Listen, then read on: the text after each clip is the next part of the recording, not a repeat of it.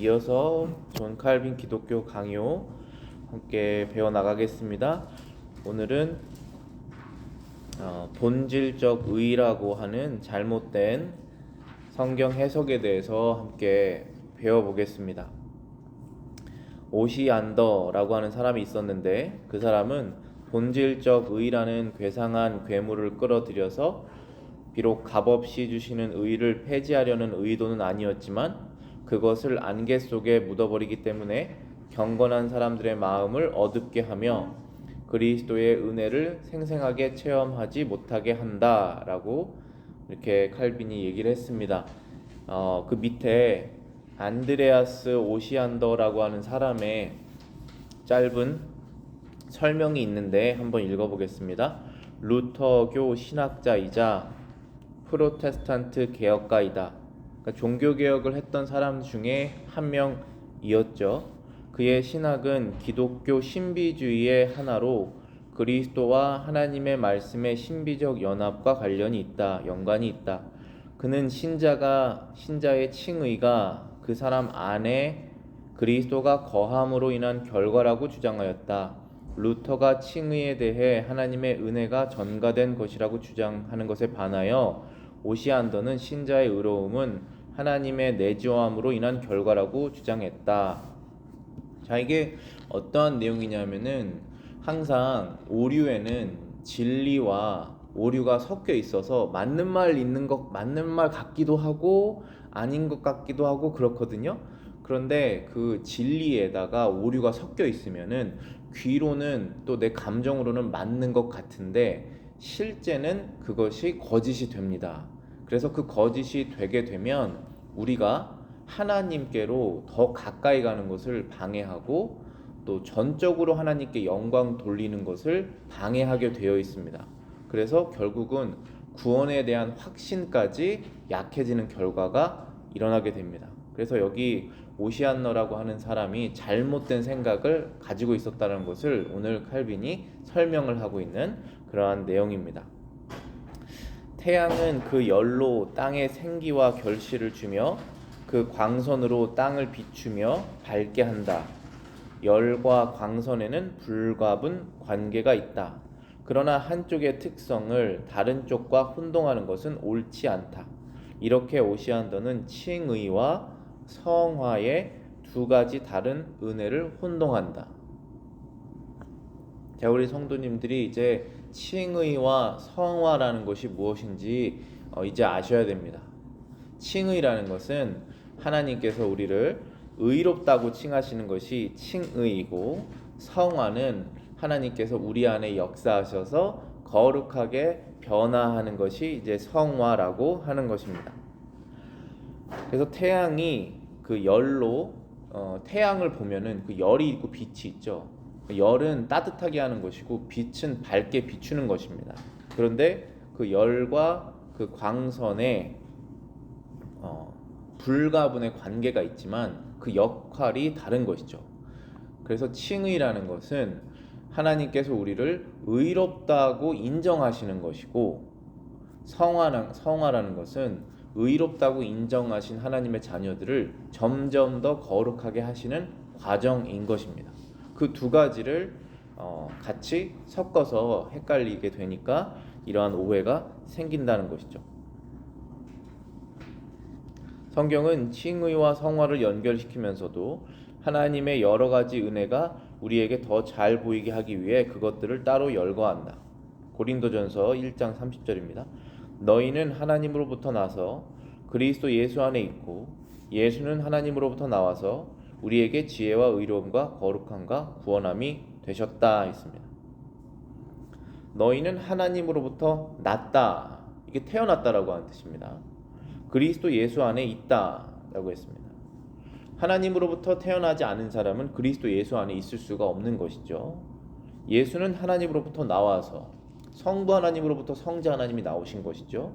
우리에게 지혜와 의로움과 거룩함과 구원함이 되셨다. 이제 하나님의 아들 예수는 우리가 그분을 믿음으로 인해서 우리에게 지혜가 되셨고 의로움이 되셨고 거룩함과 구원이 되셨다라고 설명하고 있는 구절이죠.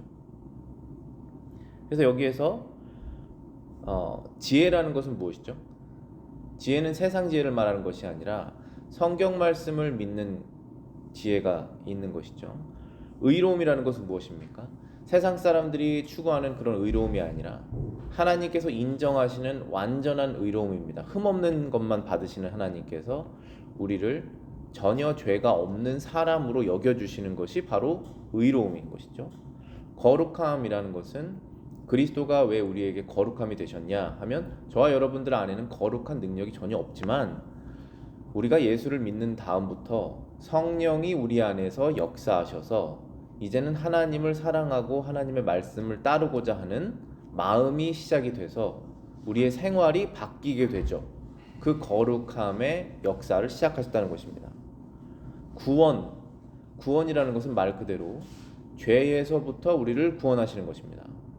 우리가 예전부터 지었던 그 죄의 패턴에서부터 구원하시는 것도 있지만 죄를 지어서 가야 하는 지옥으로부터 구원하시는 것도 있으시죠. 그것이 예수 그리스도가 우리에게 구원함이 되셨다는 것입니다. 그래서 세상 어떠한 사람들도 이 구원함, 즉 하나님께서 죄인을 심판하시는 그 지옥으로 가야 하는 그 심판에서 자신을 구원할 수 있는 사람이 없죠. 그렇기 때문에 우리는 예수를 믿는 것입니다. 예수를 그리스도로 믿는 것이죠. 하나님의 아들이자 구원자로 믿는 것입니다. 그래서 그 사람들이 바로 하나님으로부터 태어난 사람들이다라고 말하는 것입니다. 고린도전서 1장 30절에 너희는 하나님으로부터 났다. 그리스도 예수 안에 너희는 이제 있다. 그래서 예수는 우리에게 지혜와 의로움과 거룩함과 구원함이 되었다라고 말했을 때 여기에서 의로움과 구원함을 구분하고 있다는 것입니다. 우리가 믿음으로 의롭다 하는 말은 이제 너무나 잘 알고 계시죠. 그런데 그 뜻이 무엇인지 설명하고 있는 것입니다. 믿음 자체에는 의롭다 할 능력이 없다. 그 능력은 그리스도를 받아들이는 데서 생긴다. 자, 이게 무슨 뜻이냐면은 저는 하나님을 믿습니다라고 하는 그 믿음이 어떤 사람에게 없었는데 생겼습니다. 그런데 그 믿음이 우리를 의롭다 할 능력이 없다는 것입니다. 이것은 하나님, 제가 이제 하나님이 없는 줄 알았는데 오늘부터는 하나님이 있는 줄 알게 되었습니다. 그건 참으로 감사한 것이지만 그 믿음이 우리를 의롭다 할 능력은 없습니다. 왜냐하면 그래도 그 사람은 이제 죄값을 치러야 되기 때문입니다. 하나님, 이제는 제가 죄인인 것을 알게 되었습니다. 그럼 하나님께서 그럼 이제 너가 죄값을 치러라 라고 하실 수 있지 않겠습니까? 그러면 죄값을 어떻게 치를까요? 저희가 죄값을 치를 수 있는 사람이 있을까요? 얼마나 많은 시간을 하나님께 드려야지 죄값이 치러질까요? 얼마나 많은 헌금을 해야지 치러질까요? 얼마나 많은 자기 부인을 해야지 치러질까요? 그렇게 구원을 이뤄낼 수 있는 사람이 없습니다. 그렇게 구원을 이뤄낼 수 있었다면 예수님께서 죽으시지 않으셨을 것입니다. 너무나 무가치한 죽음이었겠죠. 그래서 그 능력은 어떠한 능력이냐면 의롭다 할 능력은 그리스도를 받아들이는 데 있다라는 것입니다.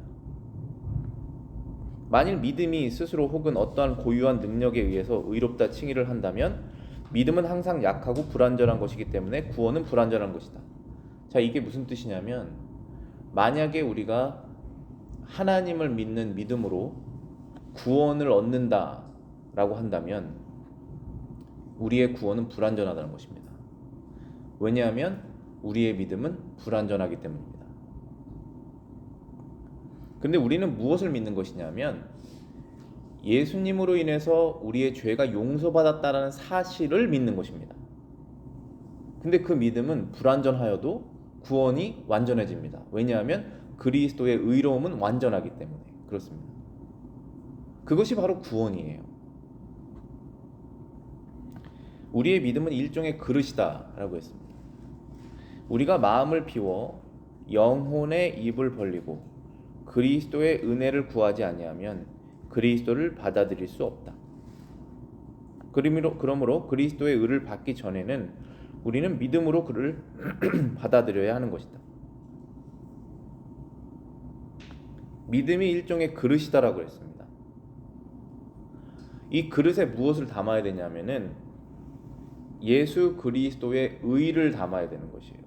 이 의라는 것은 완전한 죄 없는 것을 뜻합니다.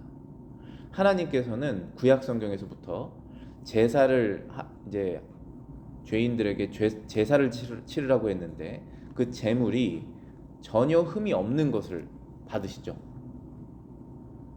흠이 있는 것을 하나님 받으시지 않습니다. 근데 저와 여러분들은 흠이 있잖아요. 그래서 받으시지 않은 것입니다. 우리의 제물을. 우리의 자신을 전체 다 드려도 하나님께서 안 받으신다는 거예요. 왜냐하면 흠이 있기 때문에. 그래서 우리는 이 그릇에 제물을 드리는 이 그릇에 무엇을 담아서 드려야 되냐면은 예수님의 의를 담아서 드리는 것입니다. 그게 제사예요. 그 제사는 십자가에서 예수님께서 한 번에 끝내신 것입니다. 다시는 제사 드리지 않습니다. 그래서 우리는 성찬도 제사가 아니에요. 그래서 그 의를 담아서 하나님께 드려야 되는데 이 그릇이 바로 믿음이라는 것입니다. 믿음이 있어야만 이 믿음의 행위를 하는 것이에요. 어떤 행위를 하는 것이냐 하면은 그리스도의 의를 가지고 하나님 앞에 나아가는 행위를 하는 것입니다. 근데 이 믿음이 없을 때는 이 믿음은 어떤 믿음이냐면 하나님이 계신다라고 하는 그 믿음이 아니라 예수님께서 나를 위해 죽으셨다라고 하는 그 믿음입니다. 이건 두 가지 다른 믿음입니다. 이 믿음이 없다면 우리는 하나님 앞에 나갈 때 뭐를 들고 나가냐면 그리스도의 의를, 그분의 완전하신 그리스도의 의를 가지고 나가는 것이 아니라 내가 하나님한테 한 것을 가지고 갖고 나갑니다. 하나님 저는 이렇게 했습니다. 하나님 저는 이렇게 하지 않았습니까? 라는 것을 들고 나갈 수밖에 없습니다. 그러면 하나님께서 그것을 받으시지 않습니다. 왜냐하면 그것은 불완전하기 때문입니다. 물론 이러한 하나님께 우리의 삶을 드리고 자신을 부인하는 것은 모든 그리스도인들이 해야 하는 행동입니다. 그것이 없다면 자기 부인이 없다면 우리의 믿음의 증거가 너무 약하죠. 우리의 믿음을 확인할 때 우리가 주님을 따르는 그런 행동이 있어야지 믿음이 살아있는 믿음이라는 것을 확신할 수 있습니다. 그런데 여기에서 말하는 것은 구원함을 얻을 때 칭의, 의롭다고 칭함받는다. 그러니까 단순하게 말해서 오늘 이 시간에 우리가 하나님의 재판대 앞에 딱 섰을 때 누구야? 너는 의인이냐 죄인이냐 했을 때 하나님 저는 의인이라고 믿습니다. 왜냐하면 저는 이걸 갖고 왔습니다라고 해야 될 거 아니겠습니까? 그런데 이걸 갖고 왔습니다라고 하는 그것이 예수 그리스도의 완전한 의가 아니라면 구원 얻을 자 없다라는 것입니다. 왜냐하면 율법으로는 구원 얻을 자 없기 때문이다. 하나님의 영광에 이르지 못한다. 하나님께서 살피셨는데 아무도 하나님의 영광에 이를 자가 없다라고 말씀하시지 않았습니까? 그래서 하나님의 아들이 죽으신 것입니다. 우리를 위해서. 그 믿음이 우리를 구원하게 하는 것입니다. 그래서 믿음은 일종의 그릇이라는 것입니다. 그런데 이 오시안더는 이제 그 부분이 헷갈린 것이에요. 예수를 믿는 다음에 성령을 우리가 마음속에 얻게 되는데 그게 굉장히 신비한 것이지 않습니까? 미스테리한 것입니다. 내 안에 나의 영혼이 있는 것뿐만 아니라 하나님의 성령이 있다라고 하는 그 두 영혼이 있다라는 부분이 너무나 신비한 부분이기 때문에 신비주의로 빠지게 되었습니다. 이 사람이. 그래서 모든 이해가 혼란스럽게 된 것이죠. 근데 이 신비주의에 빠지면 항상 이단에 빠지죠. 이단은 진리와 거짓을 섞어놓은 것입니다. 그게 이제 모든 토속 신앙이 다 그렇죠. 토속 신앙은 참 종교가 그 지역에 들어갔을 때 기존에 가지고 있었던 그 신비주의나 그 미신주의 같은 것에 참 종교가 혼합이 돼서 토속 신앙에서 변형된 신앙을 만들어내죠. 그것은 거짓된 미신일 수밖에 없습니다. 그래서 완전하게 바뀌어야 되는 것이에요. 성경으로. 믿음은 그리스도라고 하는 이 궤변가의 왜곡된 비유를 나는 인정하지 않는다. 믿음 equals 그리스도, 믿음은 그리스도다라고 하는 것이 성립될 수가 없습니다. 그것은 금이 담겨 있다고 해서 질그릇을 보물이라고 하는 것과 마찬가지다. 여기서도 논리는 동일하다. 믿음 자체는 가치나 값이 없는 것이지만 그리스도를 모셔옴으로써 우리를 의롭다고 할 수 있다.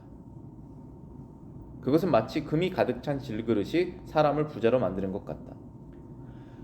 저희는 질그릇입니다. 질그릇은 금방 버려도 되는 값어치가 없는 그릇이에요. 그런데 이 질그릇에 금이 담겨 있습니다. 금은 예수님이십니다.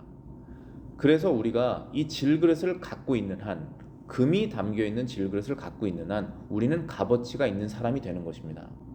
이것을 사람이 이해하기 쉽게 칼빈이 세속적인 물질로 설명한 것이에요. 너무나 금방 이해를 하니까 우리가 이게 뭔지. 하지만 영적인 얘기인 것이죠. 이게 저희는 하나님 앞에 가치가 없습니다. 원래는. 왜냐하면 죄인이기 때문에 그렇습니다. 하나님께서 영적으로 개입하시지 않으면 우리는 죄를 지을 수밖에 없습니다. 그래서 죄인을 하나님께서 미워하시기 때문에 하나님 앞에 가치가 없습니다.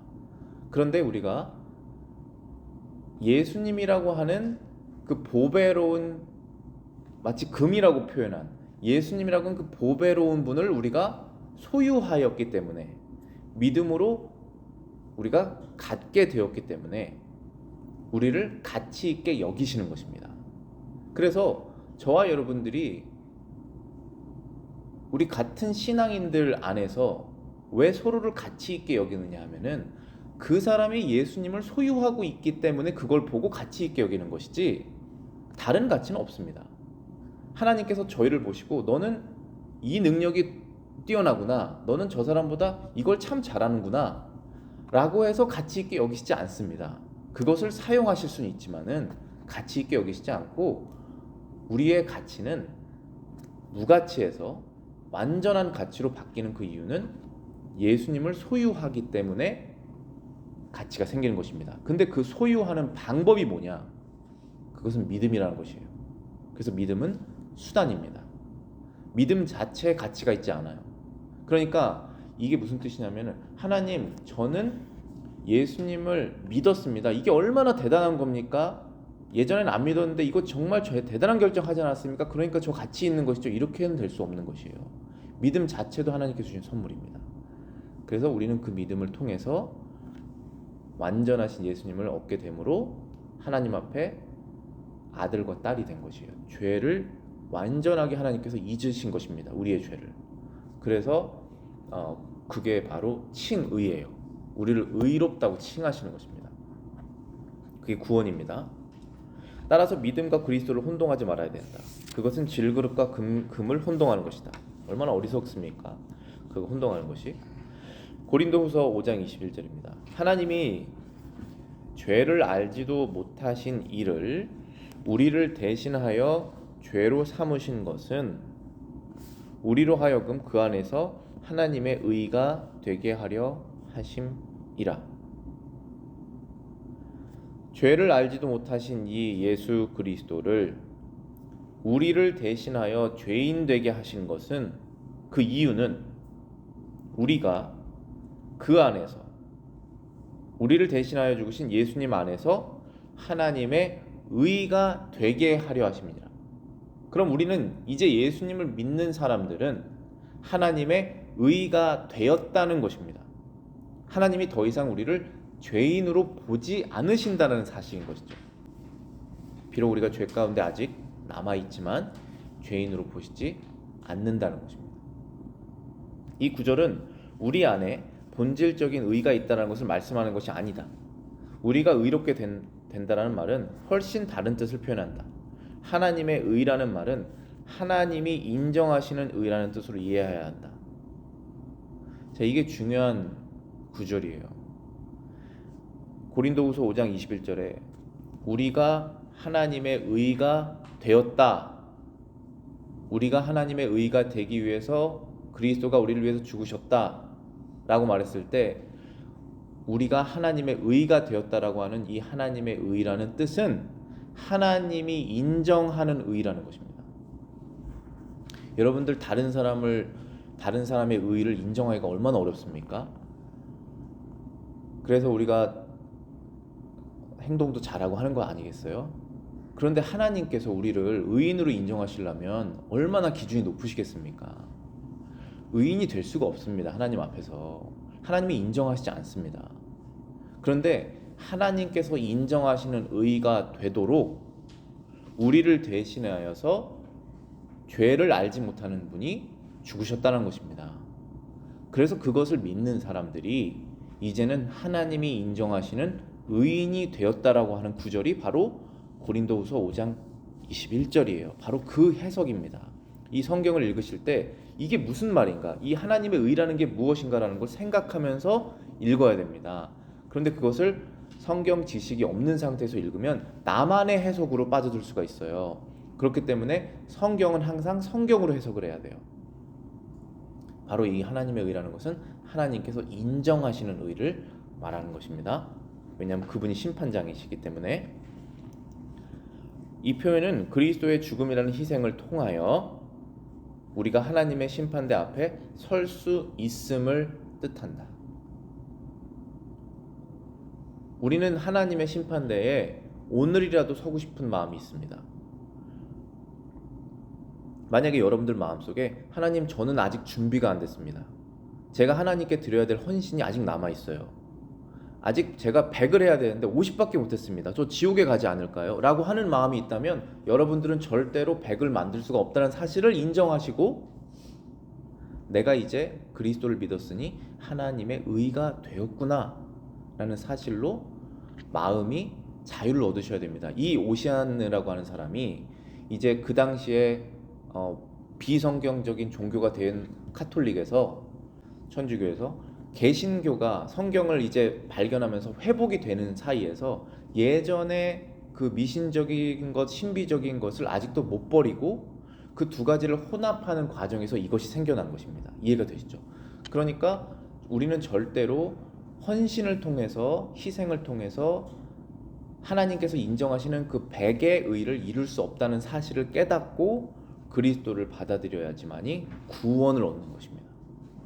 그렇지 않으면은 이 구원이 희미해지고 절대로 나는 구원받았다라는 확신을 평생 하지 못하고 괴로운 상태로, 불안한 상태로, 그리스도와의 관계가 늘 희미한 상태로 살다가 죽게 되는 것입니다.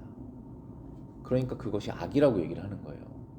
우리 안에 그리스도가 있다는 사실은 사실이지만, 내가 하나님께 내가 헌신을 드려야 된다는 것은 정말 귀한 마음이지만, 그 하나님께서 인정하시는 의를 나의 의와 혼합을 하는 순간 우리는 이 모든 것이 헷갈리게 되는 것입니다. 우리의 마음속에 그리스도께서 내주하심은 신비로운 연합이다.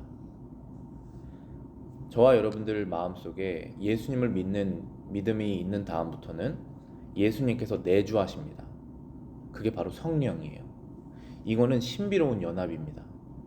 신비로운 연합이어서 사람들이 이것을 성령이 아닌 상태로 이해하려고 하니까 신비주의에 빠지는 거예요. 이것은 그렇지만 신비로운 것은 맞습니다. 우리는 그것을 최고로 중요한 것으로 여긴다. 무엇을 최고로 중요한 것으로 여깁니까? 그리스도께서 내 마음속에 살고 계신다는 것을 가장 귀한 것으로 여긴다는 것입니다. 우리가 그리스도를 소유함으로 그가 받은 은사를 우리도 공유한다. 그러므로 그의 의가 우리에게 전가되기 위해서는 우리가 우리 밖에 계신 그리스도를 멀리서 바라보는 것이 아니다. 그를 덧입고 그의 몸에 접붙여져야 하기 때문에, 즉 그가 우리를 당신과 하나로 만드시기 때문에 그의 의가 우리에게 전가된다. 이러한 이유로 우리는 그리스도와의 의의 친교를 가졌다는 것을 자랑한다. 자, 이제는 이런 것이에요. 당시 천주교는 예수님께서 십자가에서 달리신 것을 바라보면서 그분의 희생처럼 나도 희생을 해서 하나님께 인정받아야지라고 하는 사상이 있었어요. 그런데 그렇게 되지 않습니다. 인정받으실 수 없어요. 이제는 그리스도와 내가 연합이 되는 것이에요. 하나가 되는 것이에요. 그래서 예수님 믿는 사람을 뭐라고 부르죠? 교회라고 부르죠. 교회의 머리가 누구십니까? 예수님이시죠. 그럼 교회는 예수님의 몸이에요. 몸과 머리가 떨어져 있습니까? 붙어 있죠. 그래서 그리스도와 우리는 하나가 된 것이에요. 성령으로 인해서, 그분을 믿는 믿음으로 인해서. 그래서 그분이 갖고 계신 모든 것을 우리가 소유하게 되었습니다. 어떤 걸 소유하게 되었죠? 완전한 의로움, 그리고 천국에서의 아들로서 딸로서 누리는 모든 혜택들을 우리가 예수님을 통해서 다 얻게 되는 것입니다. 세상 어떠한 사람을 통해서 얻을 수 없어요. 그건 오직 하나님의 아들로부터만 얻게 되는 것입니다.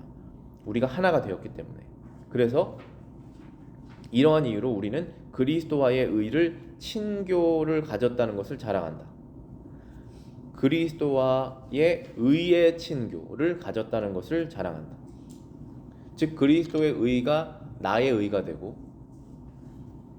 나의 그 흠 많았던 의, 그러니까 하나님께서 가치 없게 여기시는 그 의가 의를, 죄죠. 그러니까 그 죄를 위해서 그리스도께서 죽으셨고 내가 그분의 완전한 의를 내가 가졌고 하는 이 관계를 가장 귀하게 여긴다는 것입니다. 왜냐하면 이것이 없이는 우리가 하는 종교 행위는 세상 사람들이 만든 다른 종교랑 똑같습니다.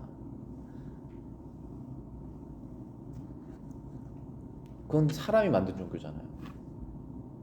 어떠한 믿음의 대상을 만들어 놓고 자신의 머릿속에 그 대상에게 헌신을 하면 할수록 내가 마음의 평안을 느끼고 어떤 삶의 재앙도 조금 벗어날 수도 있고, 그건 사람이 만든 종교예요. 그것이 아니라 정말로 이 세상을 만드신 하나님과 그분의 아들 예수 그리스도, 그분과 우리가 연합하게 되는 그것을 우리는 원하는 것이죠. 그래서 그것을 가장 귀하게 여긴다는 것입니다.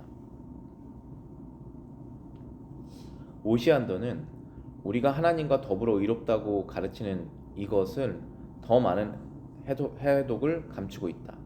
왜냐하면 그러한 사상은 구원의 확실성을 소멸시키기 때문이다. 의롭다함을 받는다라는 말이 법정 용어라는 것을 오시안더는 조롱한다. 그는 또한 우리가 거저 의롭다함을 받는 것을 무엇보다도 멸시한다. 제가 하나님께서 재판관이라고 하는 말을 지금 성경 공부에서 여러 번 지금 사용했잖아요. 그 용어를 사용한 이유는 의롭다 하는 그 칭의라고 하는 단어가 법정 용어이기 때문에 그렇습니다. 우리는 하나님의 심판대 앞에 마지막 날 서게 돼 있어요. 의로운 사람은 의로운 심판으로, 악한 사람은 악한 심판으로 서게 되어 있습니다. 모든 사람이 다 부활을 해요. 의인은 의인의 부활을, 악인은 악인의 부활을 한다고 되어 있습니다. 그게 하나님께서 정의를 이루시는 방법이에요. 그래서 하나님께서 재판관으로서 심판을 하시는데, 너는 의롭다라고 하는 이 칭의, 이것이 그래서 법정 용어라는 것입니다. 그런데 우리는 거저 의롭다함을 받았다라는 것을 믿습니다. 우리가 한 것이 없이 그리스도께서 모든 것을 다 하셔서 내가 의롭다함을 받았다라고 하는 그 성경의 약속을 믿습니다. 그것 없이는 구원의 확신이 없어요. 그리고 그것이 성경 말씀이기 때문에 그렇게 믿는 것입니다. 하나님께서는 면제와 용서로 우리를 의롭다고 칭하신다. 바울은 거저 받는 용서의 의의 전체를 포함한다. 고린도후서 5장 19절입니다. 곧 하나님께서 그리스도 안에 계시사 세상을 자기와 화목하게 하시며 그들의 죄를 그들에게 돌리지 아니하시고 화목하게 하는 말씀을 우리에게 부탁하셨느니라.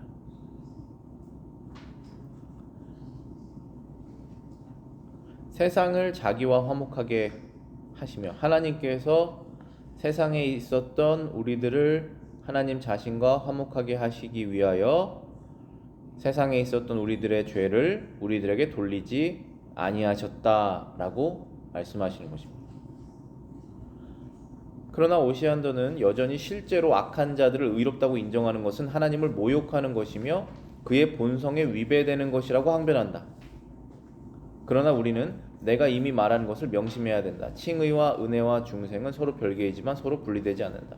이 오시안더라는 사람이 예수님의 의를, 하나님의 구원을 오해하고 있는 이유는 무엇이냐면은, 저와 여러분들이 지금 하나님께 구원받았다라고 생각하는 사람들입니다. 그게 그리스도인들이죠. 예수님의 의를 믿기 때문에. 근데 오시안너가 우리에게 와서 물어보는 것입니다. 너가 어떻게 구원받았느냐?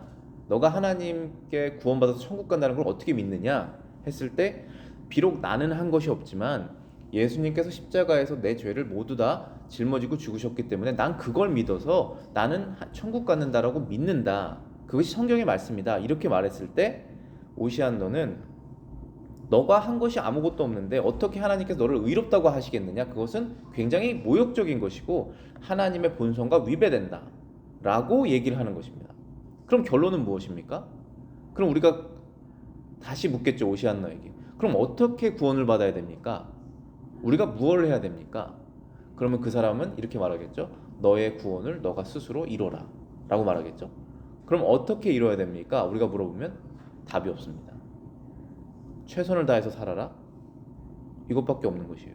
그럼 얼만큼 최선을 다해야 되죠? 얼만큼 우리가 우리 자신을 버려야 됩니까? 기준이 없다는 것이죠. 답이 없다는 것입니다. 그래서 구원의 확신도 없고 하나님 안에서의 자유도 없고 예수 그리스도와의 연합도 없게 만들어버리는 것입니다. 그것이. 행위에 관심을 집중하는 믿음은 흔들린다. 왜냐하면 아무리 거룩한 사람이라도 행위에서는 의지할 것을 전혀 찾을 수 없기 때문이다. 우리가 구원의 확신을 우리의 행위에서 찾는다면, 우리의 선행에서 찾는다면 우리가 아무리 거룩한 삶을 유지하더라도 우리의 믿음은 흔들릴 수밖에 없다는 것입니다. 왜냐하면 내가 구원받을 것이라고 하는 그 믿음이 나의 행위에 존속되어 있기 때문에 그러는 것입니다. 그 믿음은 너무나 흔들리죠. 그 믿음은 확신이 없습니다. 그러나 우리의 믿음은 어디에 있죠? 그 금이라고 표현되어 있는 예수님의 의로움에 있는 것입니다. 하나님께서 언제나 어느 때나 항상 의롭다고 칭하시는 바로 그분의 아들 예수님. 그분은 죄가 없으십니다. 생각으로도. 그 완전하신 그리스도의 의를 내가 소유하고 있다라고 하는 그 믿음으로 우리는 구원의 확신을 갖는 것입니다. 그걸 하나님께서 기뻐하시는 것이에요. 왜냐하면 그래야지만이 아들을 높이기 때문에 그렇습니다. 아들을 높이는 자 하나님께서 높이신다고 그랬습니다. 근데 아들을 높이지 않으면 나를 높이게 되어 있습니다. 그러면 하나님께서 그것을 싫어하시고 우리는 구원의 확신이 없어지는 것입니다. 로마서 4장 6절 7절입니다. 일한 것이 없이 하나님께 의로 여기심을 받는 사람의 복에 대하여 다윗이 말한 바 불법이 사함을 받고 죄가 가리어짐을 받는 사람이 복이 있다. 저와 여러분들이 지금까지 하나님 앞에서 지었던 여러 가지 셀 수 없는 불법들, 죄들이 용서함을 받고 가리어짐을 받는 사람이 복이 있다라고 했습니다. 우리는 이 복을 얻고 싶은 것이에요. 그런데 6절에서 이 복을 얻는 사람의 모습을 표현하고 있습니다. 뭐라고 그랬냐면은 일한 것이 없이 하나님께 의로 여김을 받는 사람의 복에 대하여 다윗이 말했다. 여기에서 말하는 일한 것이라는 것은 무엇이냐면 구원을 이루기 위해서 일한 것을 말하는 것입니다. 저와 여러분들은 구원을 이루기 위해서 일한 것이 없습니다. 없어요. 그런데 어떤 일을 하냐면은 구원받은 다음에 거룩한 성화를 이루기 위해서 하나님을 사랑하는 마음으로 받은 것이 너무나 많기 때문에 일한 것이 있습니다. 그것은 하나님께서 절대로 잊지 않으실 거예요. 내가 행했는데도 잊은 것들이 있어요. 제가 언제 그걸 했죠? 그것까지 하나님이 잊지 않으십니다. 반드시 상급으로 주실 거예요. 근데 그것 때문에 구원받은 것은 아닙니다. 우리는 구원을 얻은 다음에 그 다음에 행한 것이죠. 그래서 여기 바울이 일한 것이 없는 사람이 죄 용서 받는 바로 그 사람이 복이 있다. 그 뜻은 그 사람이 구원받은 사람이기 때문에 그런 것입니다. 하나님께서는 죄를 미워하시기 때문에 당신이 의롭다고 하신 사람들만을 사랑하실 수 있다. 이것이 바로 칭의의 놀라운 계획이다. 하나님께서는 죄를 미워하십니다. 그래서 죄인을 사랑하실 수 없어요. 하나님은 의인만 사랑하십니다. 그런데 의도 사람이 정한 의가 아니라 하나님이 인정하신 의를 갖고 있는 사람만 사랑하십니다. 그것이 하나님의 본성이에요. 그런데 하나님이 인정하신 의를 갖고 있는 사람은 예수님을 믿는 사람들입니다. 그것이 성경의 약속이에요. 창세기부터 요한계시록까지 일관된 하나님의 약속입니다. 믿음으로 의인이 되리라. 의인은 믿음으로 말미암아 영생을 얻으리라 라는 것입니다. 출애굽기 33장 19절입니다. 나는 은혜 베풀 자에게 은혜 베풀고 긍휼히 여길 자에게 긍휼을 베푸느니라. 너무나 이해하기 쉬운 구절인데 받아들이기 어려운 구절일 수 있어요. 하나님께서 선택하신다는 것이에요.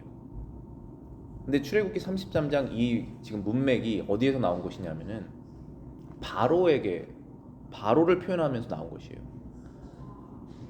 바로의 마음이 딱딱해져서 회개를 못합니다.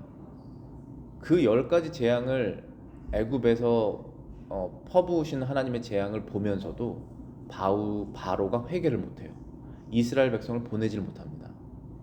잘못했다고 했다가 또다시 마음이 딱딱해지고, 잘못했다고 했다가 또다시 마음이 딱딱해지고, 그래서 하나님 앞에 굴복을 못합니다.